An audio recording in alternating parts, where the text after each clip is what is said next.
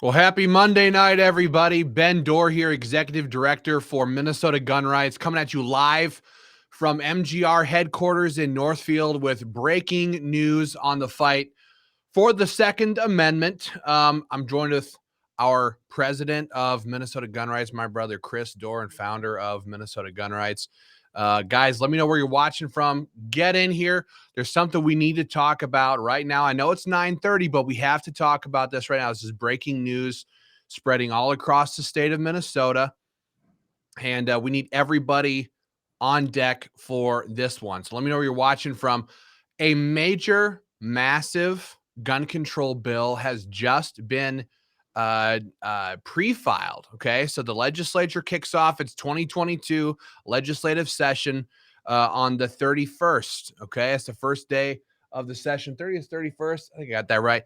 And it's going to be all hands on deck trying to stop gun control. Gun control. This new bill has been introduced, House File 2705. 2705. This bill has been introduced by kind of a no-name radical leftist. He's not your AOC or your Ilhan Omar, but Rep. Steve Sandell has just introduced this bill. He's from District 53B. Throw him up there. And this bill is one of the worst gun control bills that we've seen. So let me know where you're watching from, guys. I think I just got the notification that we are live. Oh, yeah. Oh, there we go. So we need all hands on deck. We've been leading up to this for quite some time. We know that 2022 is the year in which Democrats are hoping to get their push through the legislature. They want to see these gun control bills get passed. Things are not looking good for them in the midterms. Okay, they know this. We know this. Everybody knows this. And so this is their big push.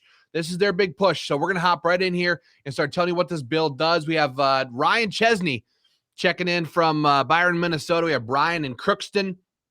If you guys would, do me a quick favor. I got to mute this here quick. Do me a quick favor. Share this video with your family, with your friends. Yeah. Share it all over the place. Facebook very, very, very much wants us to not be able to spread the word on this stuff. We have Corey checking in from Illinois. We have Craig in Forest Lake. Matt checking in from Amboy. We have Anthony in Montgomery, Scott in Peoria, and Logan in Elk River. All right, I'm going to jump into this video right now. I'm not going to spend any more of your time tonight. This bill is House File 2705, and this bill is a full-blown firearms registration bill, not a background check bill, right? Not a universal background check bill. I think Chris, Ron Latz, and Dave Pinto have been introducing these universal background checks bills for a long time. This is a full-blown gun registration bill for your AR-15s. Chris, do you have some of the details on that bill? I think I can throw it up here on the page for you all to look at here. Let me see if I can get that. I'll just say this. This is not a total breakdown of the bill. Right. We'll have that tomorrow. This bill does like 6 or 7 different things. Okay. I'm going to read you the quick description of the bill, and then we'll break a little bit of it down for you. So, but I want you to pick up on this right here at the very beginning. It says a bill for an act relating to firearm safety, exempting secure firearm storage units from sales tax. So this leftist piece of garbage wants to introduce a bill that registers AR-15s and does a whole lot more.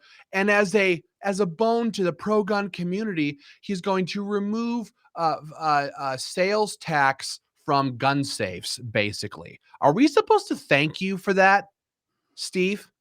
No, instead what we should do is pass a whole freaking bill through that eliminates taxes on guns, ammo, accessories, all that different kind of stuff, and throw garbage like this in the trash. But Ben, I think you're talking about this as a registration bill. And again, we just started looking into this thing a couple of minutes ago, or I did anyway. I know you've been looking at it for a little bit longer than that, but this is a gun control omnibus bill. It's got a lot of stuff packed in here that we're going to go through in a video tomorrow, but there's a lot of garbage in here, not just registration. Registration, of course, is the hallmark of what the left, of what Bloomberg, of what Ron Latz wants to pass for Minnesota, for America.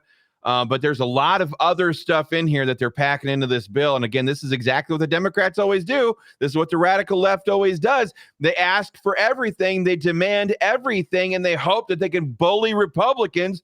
And they've done such a good job of that in Minnesota. They want to bully Republicans into the corner and get them to agree to only 15, 20, 30, 40% of the bill, and have those Republicans think that that's some kind of a victory while they go off and celebrate that they're crushing our freedoms. Yep. The reality is there are Republicans in Minnesota who would vote for a bill like this simply because it removes sales tax from gun safes. They would have you. Let's get through the full mini description of this bill, and then we'll talk about the various things. But they would vote for this simply because it has a pro-gun provision in it. They've done this in the past. The Democrats know it's a tactic that works, and this is how they get rhino Republicans to stand up there with them and support this gun control. So here's a short description. This bill is relating to firearms safety. It exempting secure firearm storage units from sales tax, establishing criminal penalties for owners of firearms illegally used or possessed by another. And they're about to lay out what illegally used means. Okay. They're not talking about robbing a store or something like that. Establishing a crime for manufacturing, transferring, or possessing large capacity magazines. This bill is a full-blown 30-round magazine ban bill. And we're going to break that down in the bottom. Limiting firearms ownership to individuals over 21 years of age or are 18 years of age and meet certain requirements. Okay. This bill also is providing for the registration of semi-automatic military-style assault weapons. This bill also requires the reporting of lost or stolen firearms, classifying data, and on and on and on it goes. So it's not one bill, it's like 6 bills in one giant bill. And so the main thing it does here, Chris, if you want to put up that screen grab again, you guys can read along with us a little bit if you want. Otherwise, we're going to talk about some of this. So this bill is a semi-automatic military-style assault weapons registration. It says every transferee of a semi-automatic military-style weapon shall register the weapon at the time of transfer with the chief of police or the organized full-time law enforcement agency of the municipality where the transferee resides, or with the appropriate county sheriff if there is no local chief of police. The chiefs of police and sheriffs shall make registration forms available throughout the community. This stuff makes my blood boil. Registration, like hell. Registration is nothing more than the precursor to gun confiscation. And you know what would have happened if we had gun confiscation and registration on the books for the last 2 years? You know what that would have looked like under Tim Walz if we didn't have the protections of law that we have right now? Oh, they're going to make it available throughout the community. You know, maybe you can put it around in your little in your jab bus that goes all over the state. I'll tell you what it would look like. It would look like Australia, and anybody who did not go along with those and the orders themselves would have been far more tyrannical, if you can even imagine that, than they were. And people would have been being drug out into the streets like it's a third world freaking country if they had total gun registration and licensing like they're talking about in this bill that just got introduced today. So this bill, again, guys, for those of you hopping in right now, is House File 2705. Please share this video right now with your friends, with your family. We're live right now breaking down this bill. This bill was just pre-filed today and goes live in just a few days here. So the registration of the military-style assault weapon must be in writing and include, at a minimum, the name, address, and telephone number of the transferee, the number of the transferee's permit to carry as required under Section Bing Bang Boom, the manufacturer, model, and type of weapon, the serial number of the weapon, and the chief of police or sheriff shall maintain a record of all registrations under paragraph A. The penalty, a person who violates subdivision 1 is guilty of a gross misdemeanor. And there you have it. There you have it. Full-blown registration of every single AR-15 in Minnesota. People have sat here for a long time and said, Minnesota gun rights, they tend to blow this stuff out of proportion. We don't want any of these gun registration bills. What we care about is safety, public safety. That's the most important thing. Universal background checks, that wouldn't create a de facto gun registration bill. That wouldn't do any of those things. We don't want any of that. We just want to protect our communities by passing these gun control bills. Well, here it is. Full-blown firearms registration, no ifs, ands, or buts about it. And you know what? You know what just like burns my ass when I see stuff like this? This is exactly the registration of the blah blah blah must be in writing, blah blah. That's exactly what they do for pedophiles and sex offenders. Register your name, register your address so we can upload it into our database, so we can upload and populate our maps. And of course, they say right here that it's a gross misdemeanor. The moment that this bill gets on the floor, they are amending that sucker into a felony, so they can strip away your freaking freedoms. That's exactly what this whole what they'll do. It's exactly the left playbook. It's what they always do. Right. Right. Well, that's the reason that Sandell, wretched soul, that's the reason Sandell put in this bill taking away the sales tax on these things, Yes. On gun safes, is Yes. because it makes it more likely to make it on the floor for a full vote. If it has Yep. a little gun control, if it has a little pro-gun legislation in there, well, there's things that everybody can agree on, yada, yada, yada. They put it on the bill, they put it on the floor, and what Chris said is 100% true. That's when they dump it all on there. They remove the gross misdemeanor charge. They make it a felony charge. Maybe they give us the removing of the sales tax on the gun safes, or they don't, or they pull that No, out too. they will strip that out. They won't give you a damn thing.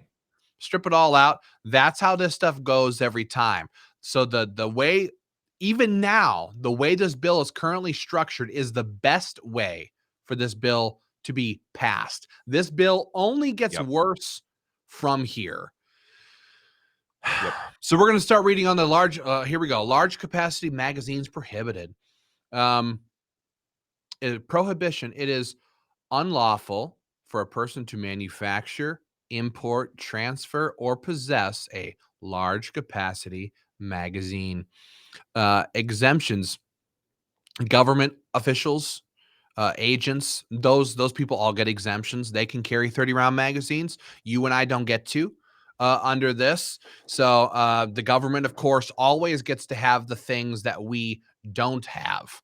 And let's see here. So it Yeah, does I'm not sorry, but apply. that's called communism. That's straight up communism.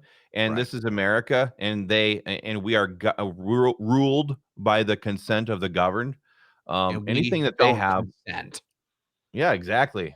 We say heck no. Yep. So here we have all this list of exemptions. You're not in them, by the way. And here we have, so persons possessing large capacity magazines on effective date of act required actions. Listen to this now. Any person who on August 1, 2022 is in possession of a large capacity magazine has 120 days to do either of the following without being subject to prosecution under Minnesota statute section 624.7133. You have to either A or 1, permanently alter the magazine so it cannot accommodate more than 10 rounds. 2, remove the large capacity magazine from the state. So give it to all your friends and buddies in Wisconsin or Iowa Iowa. or the Dakotas. Or 3, surrender the large capacity magazine to a law enforcement agency for destruction. No. No. You no. Yeah, fuck you, no. Absolutely not. We're not doing that. Guys, I need you to take action right now. If you haven't done so already, we have a link here in the description of this video. I don't know if it's pinned in the comment section yet or not. Please click on that link. Take action right now, opposing this attack on our Second Amendment. It's a total war. We're facing total war on our Second Amendment. Eric Mortensen, Representative Eric Mortensen here in the comment section is saying, of course, large capacity equals anything more than 10 rounds. So a lot of guns have 25-round magazines, 15-round magazines. All of those things are 11, illegal. 12, 13, 15, all these, great All of pistols, them. Glock All of them. 43X. We Yeah. would become New York in 8 seconds, where everybody's destroying their regular magazines. All the guns are being doctored to only accept a certain size magazine. That's what happens when this shit becomes law. And we are going to fight like hell to make sure this stuff never comes for a vote, never gets passed into law. And I hope that we see a tremendous amount of opposition from the legislature. We better see politicians standing up, opposing this vocally, fighting against this stuff, because we're not giving up our guns. We're not registering our firearms, our AR-15s. You cannot have our standard capacity magazines. And these politicians. Go ahead, Chris. I was just gonna say, and for anybody who is tempted to sit there and think, "Oh, this is never gonna pass," there's Republicans control the Senate and stuff like that. If you think a politician can't be bought off with some substantial, like money for their district, or maybe another piece of hallmark legislation that they're working for, if they get a meeting with the governor and he says, "I'll sign your bill if you just cross over," you're dreaming. Right. These politicians, there's very few Eric Mortensens in the Minnesota legislature. There's one. And any one of these people are up for sale. They're all up for sale. That's how we got to where we are. That's how America is going in the direction that it is, because these Republicans are not doing the jobs that they are elected to do. So we have a House, Melissa Hortman, who gladly is going to pass this bill. We've got Governor Walz, and we've got incredibly weak Republicans. If you think this bill can't pass, especially if, God forbid, there is a school shooting tomorrow or something, or anytime soon, you're dreaming. This is an absolute real threat. Absolutely. I mean, we've just seen it too many times. The Senate has fallen down on the job too many times. I mean, there's a reason that people like Bloomberg donate to a lot of Republicans. Bloomberg gives money to a lot of Republicans. It happens a lot. And so what Chris is saying is absolutely true. There's tons of politicians who would gladly sign off on something like this. And of course, Melissa Hortman, she loves this type of legislation. She thinks it's phenomenal. She wants to pass this type of stuff. We've been watching this for 2 years. For 2 years, they've said, cover your face. Get this, do that, shut this down. We're watching mandates spread all over our state now, all over the place. These people are drunk. They're straight up drunk on power. They're straight up drunk on their positions. People were asking the other day, like, so now we have Tim Walz, who's giving out money, right? He's trying to, frankly, he's trying to buy votes, but he's Walz bucks, right? We have like a $7 billion surplus in our taxes, and he's going to give every family like $300 or something, Walz bucks, and people are asking, like, how much is Tim Walz going to get? The answer to that is, when you're walking around wielding godlike powers, you shut your business down. You cover your face. You go over here. You go over there. You mask up. You do this. You hand over your guns. You give up your freedom. You close down that business over there. I am the all-powerful Tim Walz. Those people don't care too much about money. Those people are very happy with the power that they are drunk on. And somebody like Tim Walz would love to pass a law like this. Force every gun owner in the state to register their AR-15. You betcha. You betcha. And he'd stand up there and give one of his folksy speeches about how this is about public safety and a wonderful thing. and all it's garbage. This legislation is garbage. Their agenda is garbage, and we need to fight against it. So I know that Eric Mortensen, Representative Mortensen, is going to be fighting this legislation very hard. We hope to see many more people follow his lead in the legislature, opposing this, both in the House and in the Senate.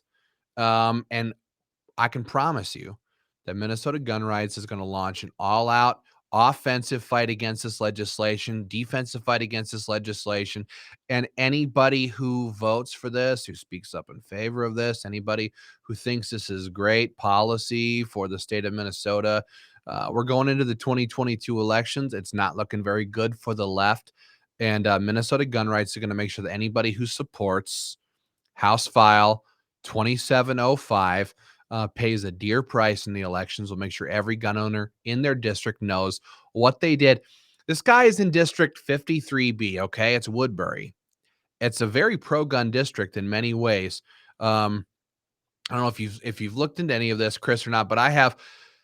This guy only won his race in 2020 by like 1,900 votes, and that was in 2020. Okay, we're rolling into 2022. I don't know what Steve Sandell thought that he was going to accomplish for himself or for anybody else by introducing a bill like HF 2705. But I can tell you that there are many legislators who would very likely lose their seats altogether simply for supporting this type of legislation specifically. So we're going to be opposing this, and I'm going to be breaking down this bill in more detail tomorrow. I'll give you a lot more details on what exactly is in this bill, how it affects gun owners if it got passed. Again, it's a gun control omnibus bill. We don't see these very often, but when they're here, they're the worst gun control bills because it's not simply a red flag gun confiscation bill, right? It's not just a universal background checks bill. It does 8 or 10 different things that are absolute garbage, and they all must be opposed. We don't want weakening amendments on the bill. We don't want legislators to make it a little bit better. I know that in the Senate, Senate Judiciary Chairman Warren Limmer has held hearings on a lot of gun control bills in the past. He held hearings on red flag gun confiscations. He held hearings on universal background checks that we call gun registration. He's done this. We don't want hearings on these bills. Okay. We don't want hearings on these gun control bills. We don't want them to pass some amendments that make it a little bit better. These bills need an axe taken to them. They need to be shut down with extreme prejudice. No conversation to be had on the side of the Republicans or gun owners. This is what gun owners want. Oh, and this act may be referred to as the Firearm Safety Act, just in case you were curious what they wanted to call it. Yep. If you didn't understand that there's a war on for our very country, and this is the stakes. I mean, it says we say it in our other states that I work in now on a day-to-day basis. This is a zero-sum game. At the end of the day, either they're going to win and implement full-blown communism and destroy America, or our side is going to win and maintain freedom for those to come after us. So it's time that we pull off the gloves. It's time that we take decisive action. It's time we stop acting with indecision and timidness. There is a war on for our very freedom, for the very soul of this country. And bills like this, they're absolutely serious. They will absolutely pass them. Look what happened in Virginia in 2019. Thank God they were able to reverse or kick that Democrat out. But that doesn't mean they get their rights back according to their state statutes. So if they get the votes, they're going to go for it. We need to treat every single one of these bills like the total threat to freedom that they are. That's why we're asking you folks to take action right now with this link in the comment section. I see a few people are having problems with the link itself. I've run a diagnostic on our side, Ben. It looks to be working just fine. I would suggest anybody who's having a problem with it, try it on a different browser. Try it on a different browser, copy and paste it into a different browser. Heidi's having a problem with it, and so is Ryan. So try it on another browser if you can. Yes. That's what we have for right now, guys. Again, we're going to break this bill down more tomorrow. Somebody asked a couple of minutes ago, how on earth can they introduce a bill that hasn't, when session hasn't kicked off yet? Well, they pre-filed it. The pre-filing deadline ended yesterday. So the bill has been introduced, but it doesn't technically go live until they kick off their legislative session coming up here in just a few days. So this is essentially the left. This is Melissa Hortman's handpicked whatever, running the bill up the flagpole now, saying, okay, this is the poll setter here, and now is when they are going to start working behind the scenes, making the phone calls, having their caucus meetings, whipping votes for this, whipping up co-sponsors and stuff for this. This is the very start. This is like the starting flag of their battle to get this crap passed, and we need to just like beat back against this with everything we've got. So yes. I'll read Representative Mortenson's comment here. Democrats are deliberately destroying our country. Weak Republicans won't cut it. Doesn't matter how nice they are. Preach That's it. the truth. That's the truth. In Minnesota, Minnesota Nice is destroying this state. It's making what would otherwise be halfway decent legislators. They're nice people, but their niceness turns into, like Chris was saying, timidity, some cowardice. They're afraid. They're just terrified of standing up. They're terrified of being on the front of the Star Tribune. Right? They stand up and fight on behalf of gun owners, and then the Strib or WCCO or somebody else just attacks them. CARE 11, and they're terrified of that. Well, take it from Minnesota Gun Rights. We've been on in every single one of those leftist media sites. Right. And let me tell you what it does. It makes the movement bigger. It brings more people on board. It brings support from all over the place. Legislators, pro-gun, God-fearing constitutional legislators should be proud to be attacked by the extreme radical left and the DNC-owned media. Okay, it's only going to help your cause, not hurt it. But in Minnesota, we have a lot of Minnesota nice from legislators who are just too scared to say anything at all. The time for timidity, the time for being quiet and weak it needs to go away now. Minnesota needs courageous leaders. Minnesota needs people who are willing to stand in the gap on behalf of gun owners, stand up for the future of our state, because all around us, states like Wisconsin are becoming more free all the time. They are pushing so hard. Iowa, same story. They're pushing everywhere on behalf of the people. But in Minnesota, we just don't see that. Not from legislators, not from politicians. And we're going to turn this state into a full-blown California, New York style state if these people don't stand up and fight on behalf of the people. Well, I can tell you right now that Minnesota Gun Rights is absolutely going to do that. We are going to fight like hell every minute of this legislative session to make sure this gun control bill dies like every other gun control bill that has been introduced since Minnesota Gun Rights was birthed so many years ago. We're going to fight this bill. We're going to defeat this bill. And you know what? We're going to show Steve Sandell to be the fool that he is for thinking that this was somehow good policy or something about firearms safety or freedom. No, you people had your chance. And you know what you did? You burned Minneapolis down. That's what you did. That's what your people did. You burned down Lake Street, roasted 1,500 of our businesses, burned our police precinct to the ground, a national and international embarrassment. Threatened our cops, attacked the citizens. You bastards need to stop attacking law-abiding Minnesotans and go after the thugs, criminals, and people who are obliterating our society. That's what needs to happen. Shame on you, Steve, for introducing a bill like this. The gall it takes after watching what happened in our cities, it's unbelievable. And we are going to fight you every single step of the way. Preacher, I've got nothing more to say to that. Yeah, these people should be introducing Stand Your Ground and the Anti-Riot Act so that people can deal with these people when they're outside your houses and businesses with torches in their hands. So it's going to happen. Oh, guys. All right. That's what we have for right now. It's 10 o'clock. I'll let you guys, I think we're going to sign off for right now, but we're going to have a lot more information for you in the days to come. Much more detailed, broken down version of this.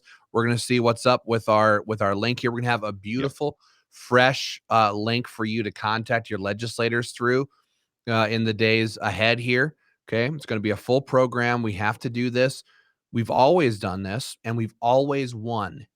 That's the beauty of Minnesota gun rights. You guys, we have dominated the Second Amendment space in Minnesota for almost a decade. We have stopped every single gun control bill. We have exposed the rhino sellouts. We have stopped the radical leftist Democrats in their pushes, and 2022 is going to be no different. So, guys, do me a favor when you're done. Please join us. Go to joinmgr.com. We'd love to have you as a member today. Help us fight against this gun control in the weeks and months ahead. It's going to be a long session.